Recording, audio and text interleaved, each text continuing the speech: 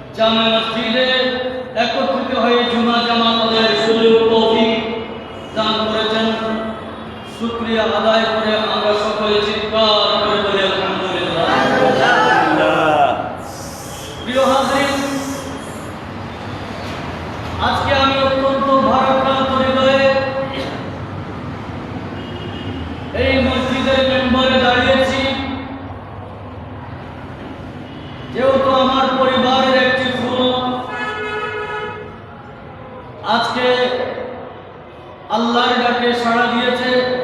মাত্র 7 দিন বয়সে আমার নাতি। জুমার নামাজের পরেই আমরা জানাজা আদায় করব। এরকম একটি ভারাক্রান্ত মন নিয়ে আপনাদের সম্মুখে দাঁড়িয়েছি। কোরআনে কারীমের সূরাতুল ইমরানের 185 নম্বর আয়াত আপনাদের সামনে তেলাওয়াত করলাম। এর আলোকে সংক্ষিপ্ত সময়ে নির্দিষ্ট নির্ধারিত ইবরত হাসিলের উদ্দেশ্যে, আমল হাসিলের উদ্দেশ্যে কিছু আলোচনা করার ইচ্ছা পোষণ করছি। আল্লাহ রাব্বুল আলামিন আমাদেরকে আমল করার তৌফিক দান করুন। সকলে বলি আমিন। প্রিয় হাজির, একটি আয়াতে কারিমা আমাদের সকলেরই জ্ঞানবান, বিবেকবান যুবক, কিশোর, বৃদ্ধ, আবাল বনিতা সকলেরই একটি আয়াত মনে আছে যারা ঈমান এবং আমল নিয়ে গবেষণা করে। আয়াতটি হচ্ছে কুল্লু নাফসিন যায়িকাতুল মউত। আমরা সবাই কথার কথায় বলে থাকি, স্মরণ করে থাকি, ঠিক কিনা? কুল্লু নাফসিন যায়িকাতুল মউত। এই আয়াতে আল্লাহ রাব্বুল আলামিন বলেন প্রত্যেক প্রাণকে মৃত্যুর স্বাদ গ্রহণ করতে হবে। সুবহানাল্লাহ। Everyone shall taste death. প্রত্যেককেই মৃত্যুর স্বাদ গ্রহণ করতে হবে। পৃথিবীতে যখন প্রাণের সঞ্চার হয়েছে, এই প্রাণকে একদিন না একদিন তার লয়, ক্ষতি বা তাকে ধ্বংস হতে হবে, মৃত্যুর মুখোমুখি হতে হবে। এই জন্য আল্লাহ রাব্বুল আলামিন আমাদেরকে স্মরণ করিয়ে দিচ্ছেন, বান্দা তোমরা এখানে চিরস্থায়ী জীবন যাপনের জন্য আসনি। ওয়ামাল হায়াতুদ দুনিয়া ইল্লা মাতাউল গুরুর। এই পার্থিব জীবনে ক্ষণিকের জন্য তোমরা এসেছো মেহমান হিসেবে। আল্লাহ কবুল করুন। সকলে বলি আমিন। কেউ পৃথিবীতে চিরস্থায়ী থাকবে না। জোরে বলুন, থাকবে না।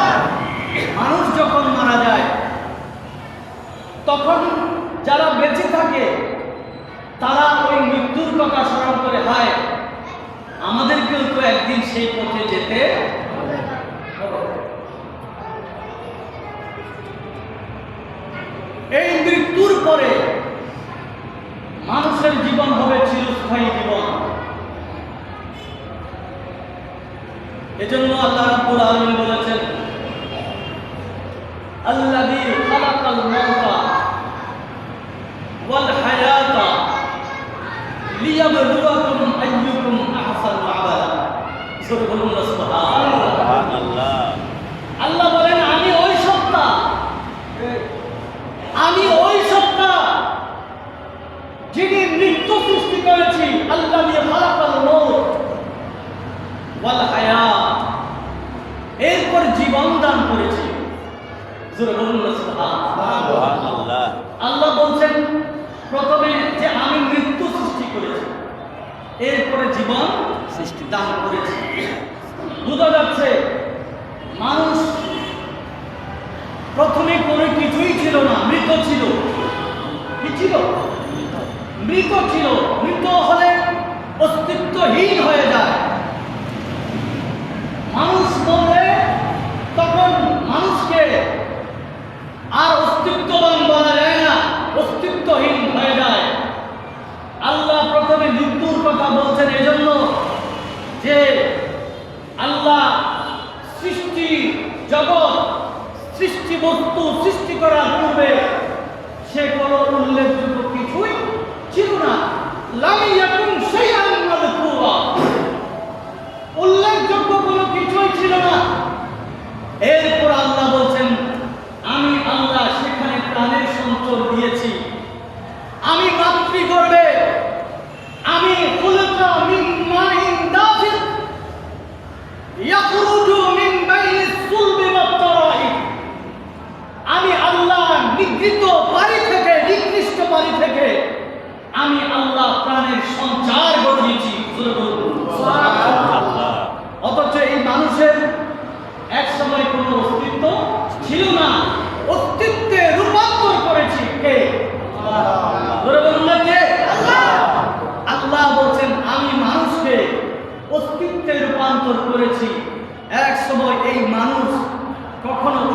যোগ্য কিছুই ছিল না।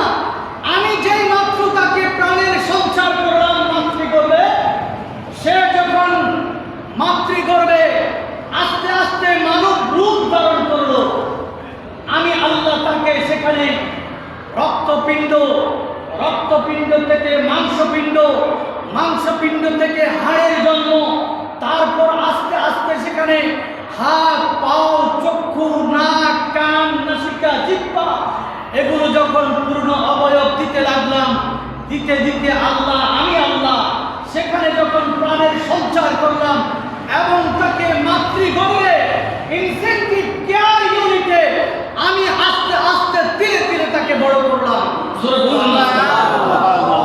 এরপর আমি সুরক্ষিতভাবে মায়ের গর্ভ থেকে আমি পৃথিবী দেখালাম। আমরা যারা পৃথিবী দেখেছি শুকরিয়া আদায় করবো কার?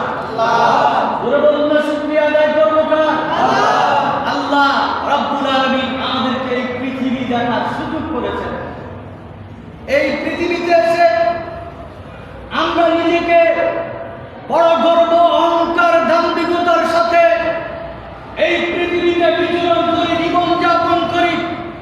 অথচ আল্লাহ বলছেন, বান্দা আমি তোমাকে সৃষ্টি করেছি, আল্লাযী খালাকাল মাউতা ওয়াল হায়াতা লিয়াবলুয়াকুম আইয়ুকুম আহসানু আমালা। বান্দা আমি তোমাকে সৃষ্টি করেছি, এটি একটি মাত্র পরীক্ষা গৃহ। আমি তোমাকে পরীক্ষা করব, তোমাদের মধ্যে কে উত্তম আমল করে আমার কাছে ফেরত আছো। আমি সেই পরীক্ষার জন্য তোমাদেরকে পার্থিব জগতে প্রেরণ করেছি। জোরে বলুন সুবহানাল্লাহ। লিয়াবলুয়াকুম আইয়ুকুম আহসানু আমালা। তোমাদের মধ্যে কে উত্তম আমল করো সেটার পরীক্ষা করার জন্য আমি আল্লাহ তোমাদেরকে সৃষ্টি করেছি। জোরে বলুন সুবহানাল্লাহ। পরীক্ষার হলে যখন পরীক্ষা দিতে বসে তখন সময় নির্ধারিত থাকে, 3 ঘন্টার সময় নির্ধারিত থাকে।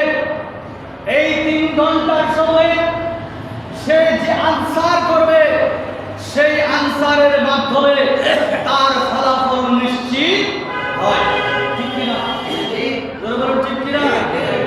ওই 3 ঘন্টা সময়ের মধ্যে সে যদি ভালো আনসার দিতে পারে তাহলে সে ভালো ফলাফল লাভ করবে, আর যদি সে ভালো আনসার দিতে না পারে তাহলে তার ফলাফল শূন্য হবে, ফেল করবে। আমরা এই পার্থিব জগতে একটা পরীক্ষা গৃহে এসেছি। মানুষ মরণশীল, মানুষ মৃত্যু হবে, আমাদের একদিন শেষ হয়ে যাব। আমরা কেউ চিরস্থায়ী আমরা পৃথিবীতে বেঁচে থাকবো না। এই পরীক্ষা গৃহে আমরা সে কতটুকু আমল আল্লাহর দরবারে নিয়ে যেতে পারবো, সেই আমলটুকু করার জন্যই আল্লাহ আমাদেরকে পৃথিবীতে প্রেরণ করেছেন। আল্লাহ পাক আমাদেরকে সে আমল করার তৌফিক দান করুন। অথচ আমরা এই পার্থিব জগতে এসে আমাদের মধ্যে লোভ কাজ করছে, হিংসা কাজ করছে, অহংকার কাজ করছে, দাম্ভিকতা কাজ করছে। এই ষড়যন্ত্রগুলো আমরা আমাদের কন্ট্রোলে আনতে না পারার কারণে আজকে আমরা পৃথিবীতে দাঙ্গা, ফাসাদ, মারামারি, হানাহানি, রক্তারক্তি, জুলুম, নির্যাতন, নিপীড়ন, দুর্নীতি, অন্যায়, অত্যাচার এগুলোর মধ্যে আমরা লিপ্ত আছি। ঠিক কিনা? জোরে বলো ঠিক কিনা? আজকে পৃথিবীতে আমরা অতীত জীবন যদি আমরা স্মরণ করতে যাই, আমরা বলি যে আগেই ভালো ছিলাম, বলি না? আগেই ভালো ছিলাম, সেই পুরানো জমানা, সেই পুরানা অতীত আমাদের ভালো ছিল। এখন আমরা ভালো নেই, এখন আমরা শান্তি পাই না, এখন আমরা নিরাপত্তা পাই না, এখন আমরা নিরাপদে বসবাস করতে পারি না, এখন আমাদের মধ্যে মমত্ববোধ নাই, মমতা নাই, মায়া নাই, মহব্বত নাই, ভালোবাসা নাই, কার প্রতি কার হোক সেটা আমরা বুঝতে চাই না, সেটা আদায় করতে চাই জোরে বলুন চাই না। অথচ আল্লাহ বান্দা সৃষ্টি করার পর এক বান্দার প্রতি আরেক বান্দার হক আছে, অধিকার আছে, ঘোষণা দিয়েছেন কে? জোরে বলুন না কে? আল্লাহ ঘোষণা দিয়েছেন যে মানুষের প্রতি মানুষের কিছু হক আছে। মানুষের প্রতি মানুষের যেমনিভাবে একের প্রতি অন্যের মায়া মমতার হক রয়েছে, সুন্দর আচরণের হক রয়েছে, অধিকার বিভিন্ন আঙ্গিকে অধিকার রয়েছে। একজন মুসলমান আরেকজন মুসলমানের প্রতিও অধিকার এবং দাবি থাকে, রাখে কি রাখে না? আমার নবী বলছেন যে হকুল মুসলিমে আলাল মুসলিমে সিত্তুন, একজন মুসলমান আরেকজন মুসলমানের প্রতি 6টা হক রাখে। কয়টা? 6টা। বলুন না কয়টা? 6টা। 6টা হক রাখে। এগুলো এই হক যেগুলো বর্ণনা করেছে এগুলো আমাদের কাছে সাধারণ মনে হয়, অনেকে বুঝতে চায় না, বলে যে আমরা একটু সাধারণ কথা। কিন্তু আল্লাহর নবীর দূরদর্শিতা, আল্লাহর নবী পৃথিবীতে মানবতাবোধ প্রতিষ্ঠার জন্য, পৃথিবীতে সম্প্রীতি প্রতিষ্ঠার জন্য, সৌহার্দ্য প্রতিষ্ঠার জন্য, ভালোবাসা প্রতিষ্ঠার জন্য, মানবতাকে সুপ্রতিষ্ঠিত করার জন্য আল্লাহর নবী কত দূরদর্শী সম্পন্ন বাণীগুলো রচনা করেছেন। আল্লাহ পাক আমাদেরকে সেই নবীর বাণী আমাদেরকে আমল করে আমাদের জীবন পরিচালনা করার তৌফিক দান করুন। আমিন। কয়টা হক? 6টা। বলুন না কয়টা হক? 6টা। আপনাদের কি খারাপ লাগছে? না। দেখুন, আমি আপনাদের কাছে কখনোই অমূলক ইচ্ছা কাহিনীর কথা বলতে চাই না, বলি না, আমার অভ্যাস কি। আমরা প্রতি জুমায় কিছু না কিছু আমল আমরা এখান থেকে নিয়ে যাই। দেখুন, আল্লাহর নবী বলছেন হকুল মুসলিমে আলাল মুসলিমে সিত্তুন, একজন মুসলমান আরেকজন মুসলমানের উপর 6টা হক, 6টা দাবি রাখে। কয়টা? 6টা। প্রথম নাম্বার দাবি, ইদা লাকিতাহু ফাসাল্লিম আলাইহি, বলছেন একজন মুসলমান আরেকজন মুসলমানের সাথে সাক্ষাৎ হলে তারা যেন সালাম বিনিময় করে। একজন মুসলমান আরেকজন মুসলমানের উপর সালামের হক রাখে। কিসের হক? জোরে বলুন না, কিসের হক? সালামের শব্দ হচ্ছে আসসালামু আলাইকুম ওয়া রাহমাতুল্লাহ। সালামের শব্দ কি? আসসালামু আলাইকুম ওয়া রাহমাতুল্লাহ। এই শব্দ আল্লাহ রাব্বুল আলামিন হযরত আদম আলাইহিস সালামকে সৃষ্টি করার পর আদম আলাইহিস সালামের মাধ্যমে এই সালামের শিক্ষা দিয়েছেন। আদম আলাইহিস সালামের মাধ্যমে। তো আমাদের তাহিয়াত, মুসলমানদের অভিবাদন, সালাম, এই সালামের শব্দ হচ্ছে কি? আসসালামু আলাইকুম ওয়া রাহমাতুল্লাহি আসসালামু আলাইকুম ওয়া রাহমাতুল্লাহ। ভিন্ন ধর্মাবলম্বী মুসলমান ছাড়া যারা আছেন তারা কেউ গুড মর্নিং বলেন। কি বলেন?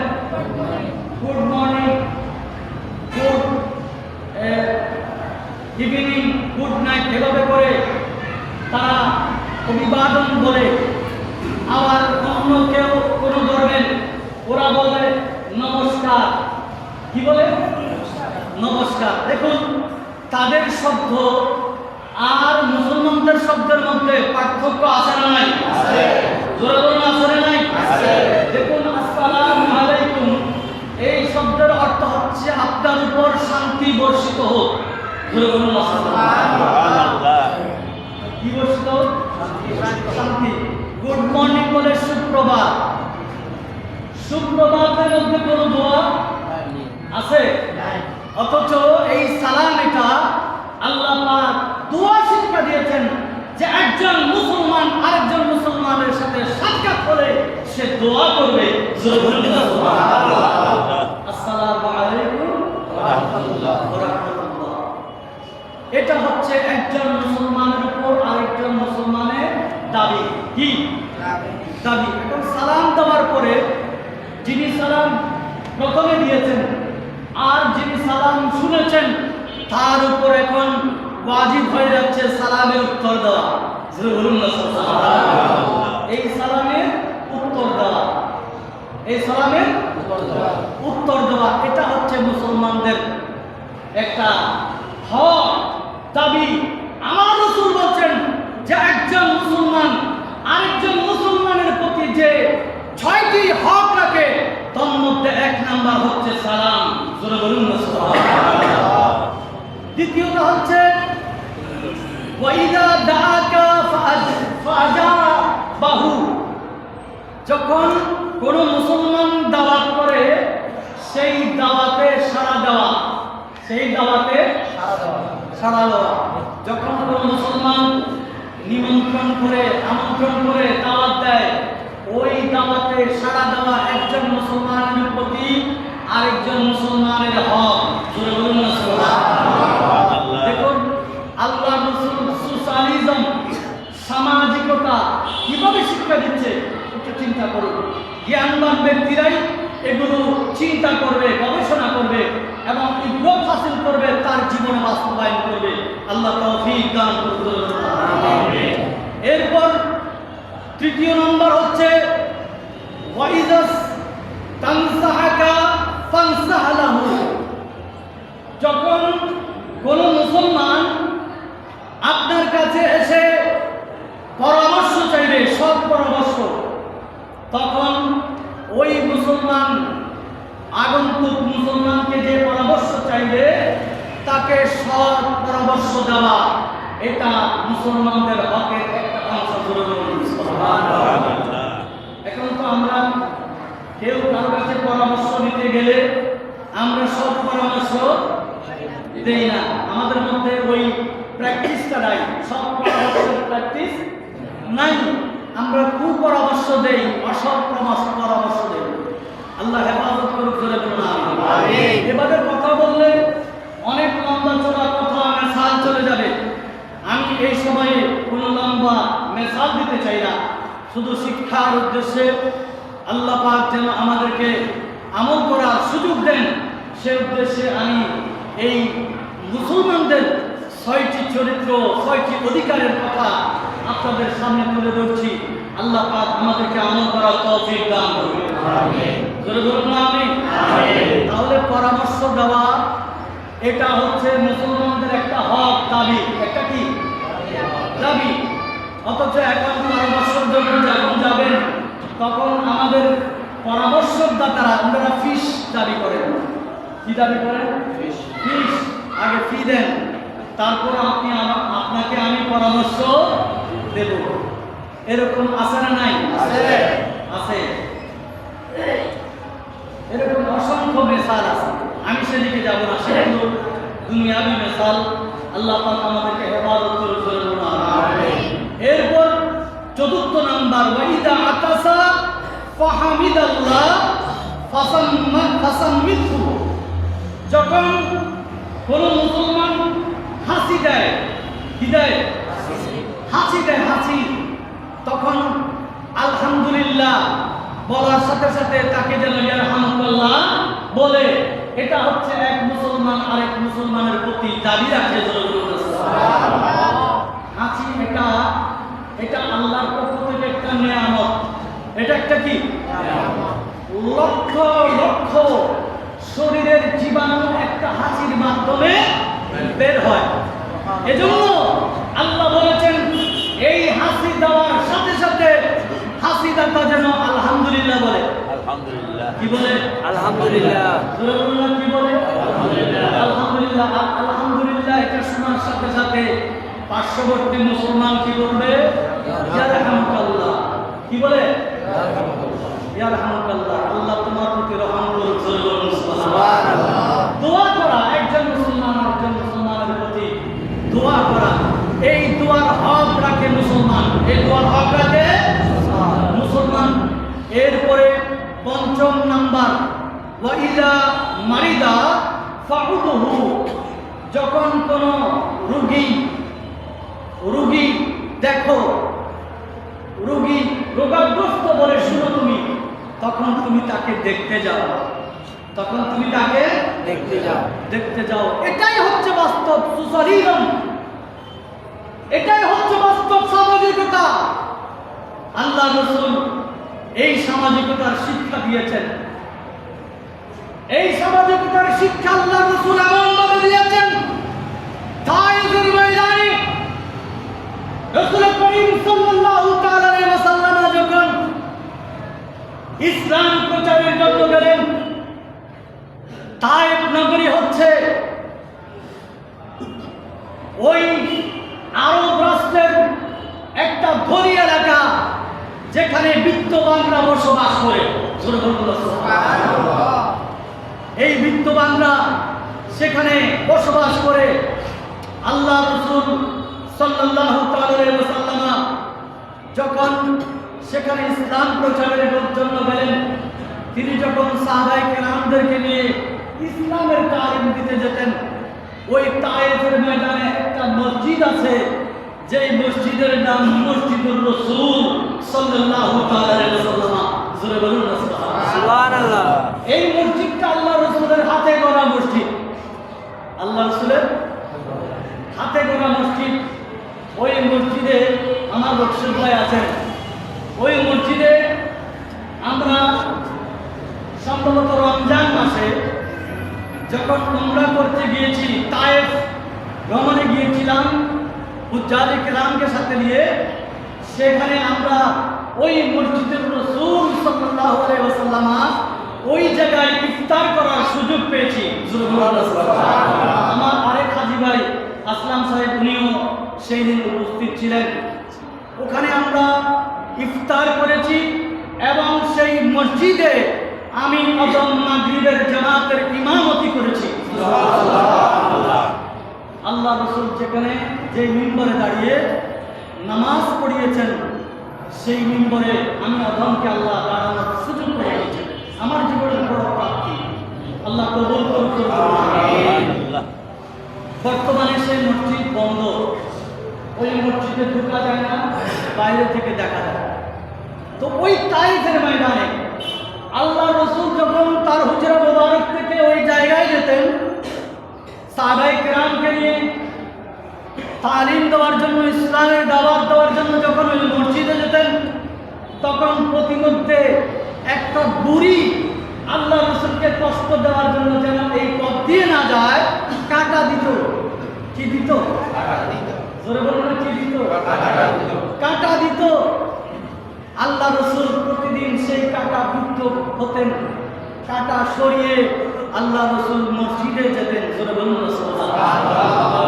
একদিন আল্লাহ রাসূল কাঁটা দেখছেন না, আল্লাহ রাসূল কাঁটা দেখছেন না, কি ব্যাপার?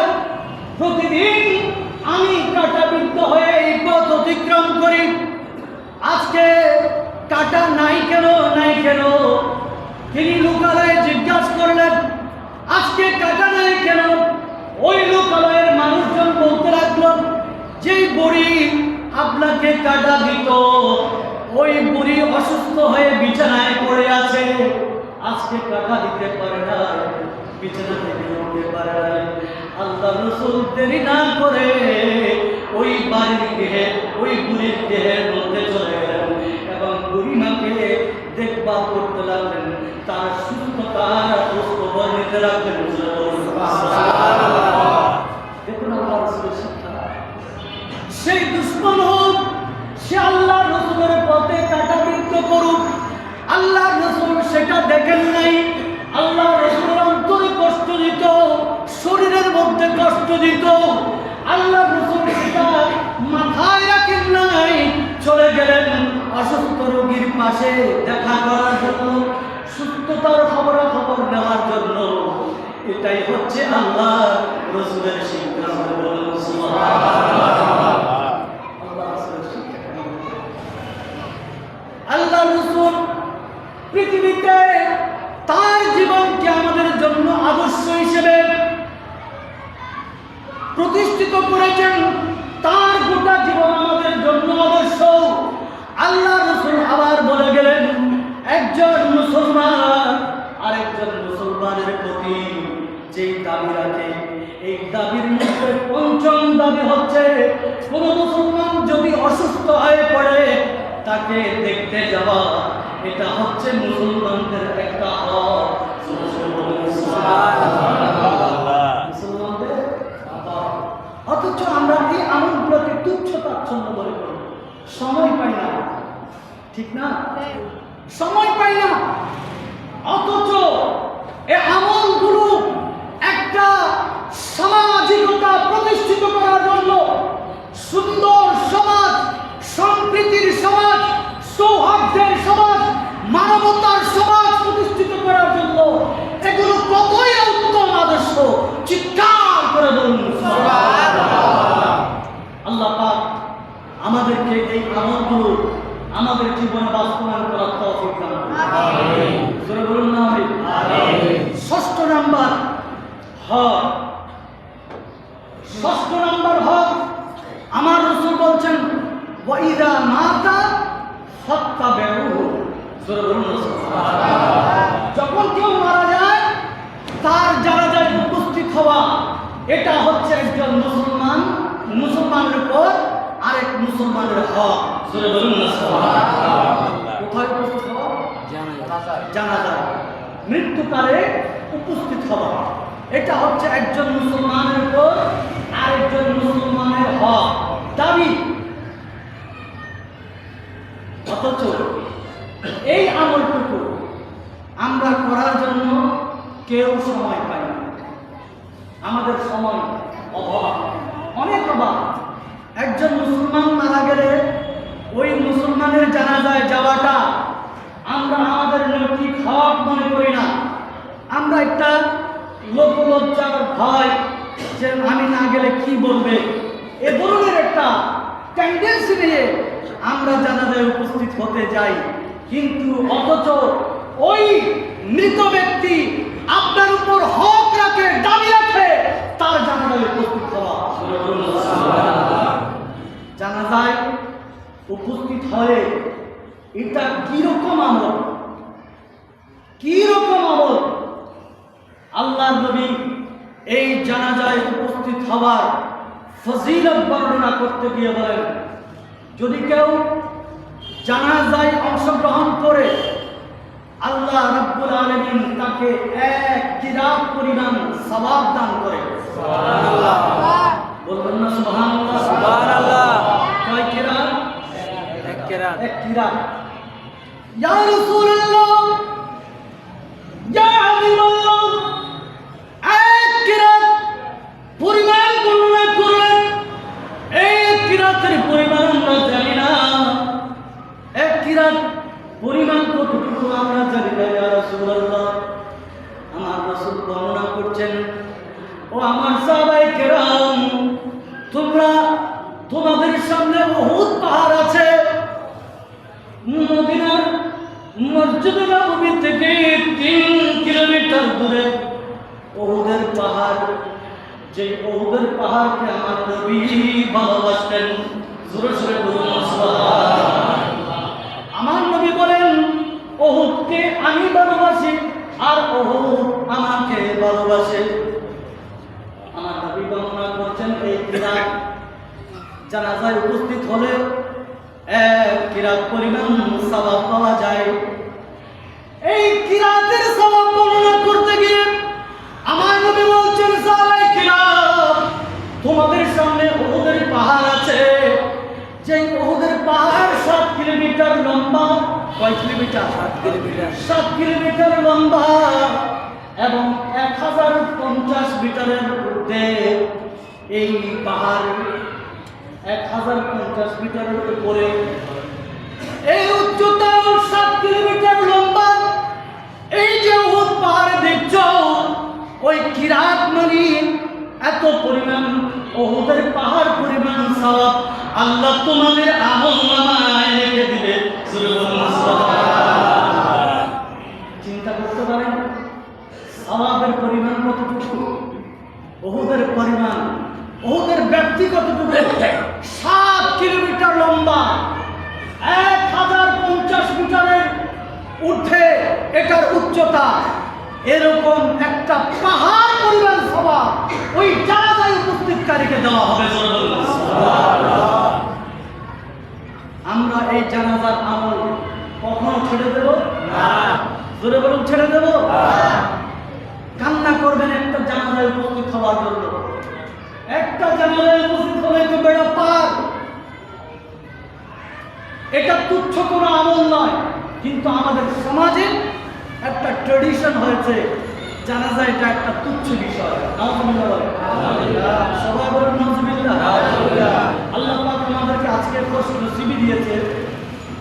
আজকে আমার নাতি, আমার ঔরসের প্রথম নাতি, গত শুক্রবার সে এইরকম খুতবা চলাকালীন সময়ে পৃথিবীতে এসেছে। সবাই বলে আলহামদুলিল্লাহ। কিন্তু আজকের এই দিনে সে পৃথিবী ছেড়ে চলে গেছে 7 দিনের মাথায়। আজকে এই জুমার নামাজের পরে আমরা তার জানাজা পড়ব। ছোট বাচ্চা, 7 দিনের বাচ্চা। কয় দিনের? 7 দিনের এই বাচ্চা। আপনি যখন কোনো বালেগার মাইয়াতার নামাজ পড়তে যাবেন, তখন আল্লাহর নবী দোয়া শিক্ষা দিয়েছে, আল্লাহুম্মা গফির লিহাইয়িনা ওয়া মাইয়াতিনা ওয়া সাইয়িদিনা ওয়া গায়িবিনা ওয়া সাগীরিনা ওয়া কাবীরিনা ওয়া যাকারিনা ওয়া উনসানা। আল্লাহুম্মা মান আহয়াইতাহু মিন্না ফাআইল ইসলাম ওয়া মান তাওয়াফাইতাহু মিন্না ফাতাওয়াফাহু আলাল ঈমান। এটা হচ্ছে মাইয়াত এবং মাইয়াতার যদি উপস্থিত হয় তার জন্য তৃতীয় তাকবীরের পরে দোয়া। জোরে বলুন সুবহানাল্লাহ। কিন্তু এখানে এই মাইয়াতার জন্য আমরা আল্লাহর দরবারে গুনাহ ক্ষমা চাই। কি চাই? গুনাহ ক্ষমা চাই। আল্লাহুম্মা গফির লিহাইয়িনা ওয়া মাইয়াতিনা। যারা জীবিত আছে এবং যারা মৃত হয়েছে তাদের উভয়ের গুনাহ ক্ষমা চাই কার দরবারে? জোরে বলুন না, কার দরবারে? আপনাদের কি কষ্ট হচ্ছে? দেখুন, একজন বাচ্চা যখন মারা যায়, অপ্রাপ্ত বয়স্ক শিশু যখন মারা যায়, তার জন্য দোয়া কিন্তু ভিন্ন। তার জন্য দোয়া ভিন্ন। তার জন্য দোয়া করতে হবে। আমার নবী শিক্ষা দিচ্ছেন কিভাবে দোয়া করব। আল্লাহুম্মা জাআলহু লানা ফরজান ওয়াজআলহু লানা আজরান ওয়া যুখরা ওয়াজআলহু লানা শাফিআন ওয়া মুশাফিআ। চিৎকার করে বলুন সুবহানাল্লাহ। ছোট বাচ্চার দোয়া ভিন্ন। ওখানে ওই বাচ্চার জন্য দোয়া করা হয় না। ওই বাচ্চার জন্য দোয়া করা হয় না। কার জন্য দোয়া করা হয়? আমার নবী বলছেন, তোমরা যারা জানাজায় উপস্থিত হবা, তোমরা তোমাদের জন্য ওই বাচ্চার ওসিলা করে দোয়া করবা। জোরে জোরে বলুন সুবহানাল্লাহ। কি দোয়া করবা? আল্লাহুম্মা জাআলহু লানা ফারতা। যদি পুরুষ হয় এভাবে বলবা, আল্লাহুম্মা জাআলহু লানা ফারতা। আল্লাহ আমাদেরকে ওই বাচ্চা অগ্রদূত বানিয়ে দাও। কি বানিয়ে দাও? অগ্রদূত, অগ্রবার্তাবাহক বানিয়ে দাও আমাদের জন্য। কাদের জন্য? আমাদের জন্য। আল্লাহুম্মা জাআলহু লানা আজরান ওয়া যুখরা। আল্লাহ, তার মাধ্যমে তুমি আমাদেরকে উত্তম প্রতিদান দাও। দোয়া কার জন্য? নিজের জন্য, আমাদের জন্য। আমরা যারা উপস্থিত হব তাদের জন্য। আল্লাহ আমাদেরকে উত্তম প্রতিদান দাও এবং ওই বাচ্চাকে আমাদের জন্য উত্তম সম্পদ বানিয়ে দাও। জোরে বলুন সুবহানাল্লাহ। এরপর যাবতীয় দোয়া আল্লাহুম্মা জাআলহু লানা শাফিআন ওয়া মুশাফফিআ। আল্লাহ ওই বাচ্চাকে আমাদের জন্য সুপারিশকারী বানিয়ে দাও। কত জাহে কিসমত হলে, কত সৌভাগ্যবান হলে এই দোয়া ফেরত যাবে না, কারণ তার কোনো গুনাহ নাই। আল্লাহ নবী বলছেন তার গুনাহ নেই, এজন্য তার জন্য গুনাহ ক্ষমা চাইতে হবে না। তোমরা তার জন্য গুনাহ ক্ষমা চাওয়ার কোনো প্রয়োজন নাই। তোমরা নিজেদের জন্য ওই বাচ্চার ওসিলা করে তোমরা আমার কাছে চাও, আল্লাহর কাছে চাও। আল্লাহ পাক আমাদেরকে খুশনসিবি দান করুন। আমিন। বাচ্চা মারা গেলে এজন্য আফসোসের কোনো বিষয় নাই, এটা একটা শুভ সংবাদ। মা বাবা আত্মীয় স্বজন তাদেরকে ওই জানাজায় অংশগ্রহণকারী তাদেরকে ওই বাচ্চা টেনে টেনে সুপারিশ করে করে জান্নাতে নিয়ে যাবে। আল্লাহ পাক আমাদের এই যে মুসলমানদের উপর একের প্রতি অন্যের হক, এই হকগুলো আল্লাহ আমাদেরকে আমল করার তৌফিক দান করুন। আমিন। জোরে বলুন আমিন। আমরা কেউ পৃথিবীতে চিরস্থায়ী নই, এজন্য আল্লাহ বলছেন কুল্লু নাফসিন যায়িকাতুল মাউত, প্রত্যেক প্রাণকে মৃত্যুর স্বাদ গ্রহণ করতে হবে। সে যতই দাম্ভিক হোক না কেন, সে যতই বড় অহংকারী হোক না কেন, সে যদি ফাইনামা তাকুনু ইউদরিকুমুল মাউত ওয়ালাউ কুনতুম ফি বুরুজিন মুশাইয়াদা, সে যদি সুরক্ষিত কাচের অভ্যন্তরে মৃত্যুর করাল গ্রাস থেকে বেঁচে থাকার জন্য সৈন্য সামন্ত সব কিছুর ব্যবস্থা করে সে যদি সুরক্ষিত থাকতে চায়, মৃত্যু সেখানেও গিয়ে তাকে পাকড়াও করবে। করবে কি করবে না? করবে। সুরবন করবে কি করবে না? করবে।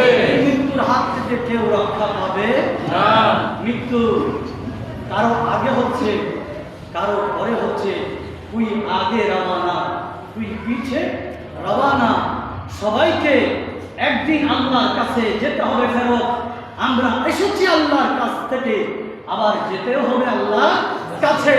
এজন্য আমরা বলি ইন্না লিল্লাহি ওয়া ইন্না ইলাইহি রাজিউন। আমরা আল্লাহ আর ফেরত যাব কার কাছে? আল্লাহর কাছে। আল্লাহ যেন আমাদেরকে ঈমানের সাথে, ইজ্জতের সাথে, নবীজির নূরানী চেহারা মুবারক দেখে দেখে আমরা যেন আল্লাহর কাছে ফেরত যেতে পারি। আমিন। আজকে দোয়া করব আল্লাহ আমাদেরকে কবুল করুন। আমিন।